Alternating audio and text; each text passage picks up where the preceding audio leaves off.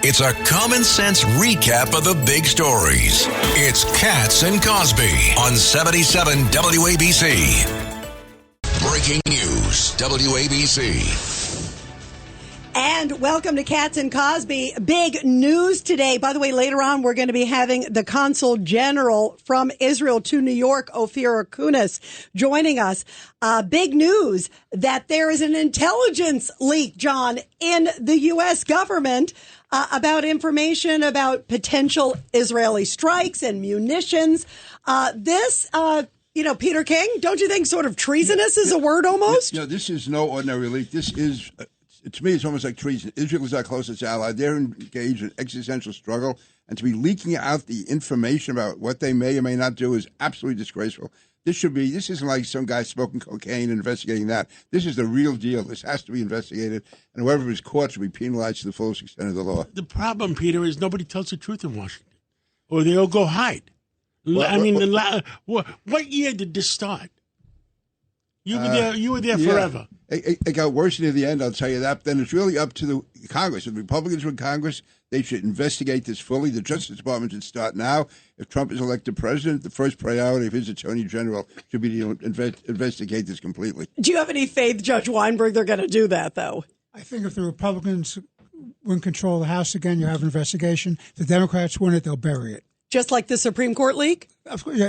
Has that been solved? Yeah. I must have missed that memo. They've been a little busy, I think, on that. Yeah, they haven't done very well on these leak investigations. And, John, there's a war on religion, it feels like. I'm shocked. Shocked. You were at the Al Smith, I was there at the Al Smith dinner when the Catholics at the Al Smith dinner were totally insulted, and they felt really bad about it. And I think we took a poll among Ed Cox and Governor Patterson and I that were there, and we said that the people at the Al Smith dinner were probably about 70% pro-Trump, maybe 30% pro-Kamala. Yeah, he got a big rousing applause. The next day. Yeah. Oh, my gosh. So then the next day, John, she goes out and she's at an event, and a couple different things, but one of them where these protesters show up.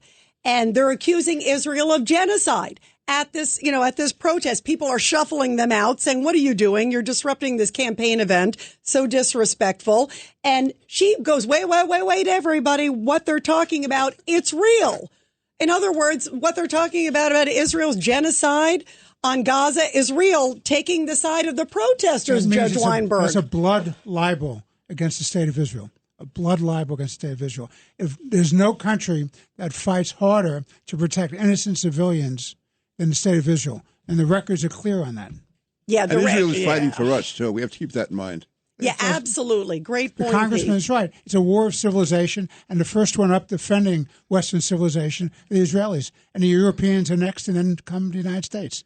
Well, what about also... And then Kamala, what did she do? Yeah, it's so... Exactly. Then she's at another event, and these pro-life protesters were chanting, God is Lord, God is risen, beautiful, prayerful things. And she's like, no, you're at the wrong rally. In other words, if you're speaking something, a Christian belief, you're at the wrong rally. How is that for really bringing in the Christian votes? She was telling the truth. How sad is that? What did you make of that? You're right. Getting back to the Al Smith dinner, that's not just a case of hurt feelings. You're really violating the entire community, especially the Al Smith dinner. He was a symbol of a person who lost an election because of prejudice and bias. And to boycott that, and she says, the issues may not be the same. Schumer was there, Hochul was there, Adams was there. Every Democratic candidate except Mondale has been there. So, no, to me, it was a direct insult to the Catholic community and really to Christians generally and to people, no matter what your religion is. I mean, for charity, too, Pete, too. It goes for a great cause, too. Go to charity. Right. It's all, yeah. But, and that's why these post reactions that John's just talking about, all these things happened like 24, 48 hours afterwards. It just cements what you're talking about, Pete. I mean, how are people of faith going, oh, well, we're going to feel protected under her, Now you know why they try to keep her in the basement and out of public sight. Yeah. And by the way, now you wonder also, John, this comes with some of the new polls where we're seeing, and this is a biggie, the Cook Political Report, which a lot of people look as sort of the gospel, if you will. They're showing a shift in many polls towards Trump and particularly Pennsylvania, John, which is, of course, the biggie, it is showing that in the Senate race there, where Dave McCormick was down quite a bit, they now moved it from Democrat to toss-up. Which is a big, big move, and it shows that there's the momentum that seems to be carrying down into other races. Your thoughts, Pete? Absolutely. And I think the judge will agree with me in politics. If it's the last weeks of a campaign and one person is going up and the other is either staying the same or going down, that person moving up is going to keep the momentum going right to Election Day. So right now it looks very good. And also in almost all these battleground states, even if it's just inches that Trump is moving, the fact is he's ahead, it seems, in many of them. And if you're ahead by anything at all and it's going your way, he should be in very good shape. What about McDonald's, guys? Listen, if you can work the fryer in McDonald's, then you should be president. Yes, exactly. That was, by the way, I thought that was a brilliant move, John, when he went to McDonald's over the weekend. He did well in Pennsylvania, and then he went to the Steelers game. And I understand ABC television wouldn't acknowledge that he was there.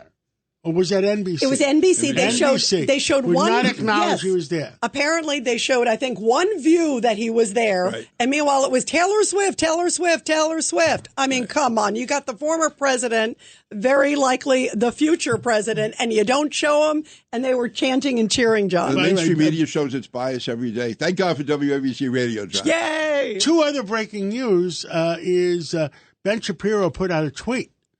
That Harris passed over Josh Shapiro in Pennsylvania for vice presidential candidate because she felt that he was leaning towards the Jewish Israeli side, I guess. Which fits with some of the things we've been hearing of late, Judge Weinberg. And one last breaking news before we take our first guest. You want to read it? And this is according to Texas Attorney General Ken Paxton, who we've had here. He was part of the 19 attorney generals Congress gave to investigate Act Blue? Absolutely, which is looking into foreign money. Foreign money influencing campaign, which, by the way, is also related to another important story, John and Rita and Congressman. Well, let's finish this first. Let's finish that. All right, so we have our investigation. This is according to Ken Paxton, says, quote, our investigation he put on social media into Act Blue has uncovered facts indicating that bad actors can illegally interfere in American elections by disguising political donations. So it looks like their investigation in Texas is revealing some of these foreign funds. We're trying to get Attorney General Paxton on, and if we get him on, while we're on, we'll bring him in. And the fact is that they're also looking at foreign countries running money through those same That's a sources. biggie. And you want to say something, Judge? Yeah, the British Labour Party was trying to bring in 100 political operatives to work in the Harris-Walz campaign, which, as the congressman knows, is a violation of federal law. Yeah, that is crazy. Well,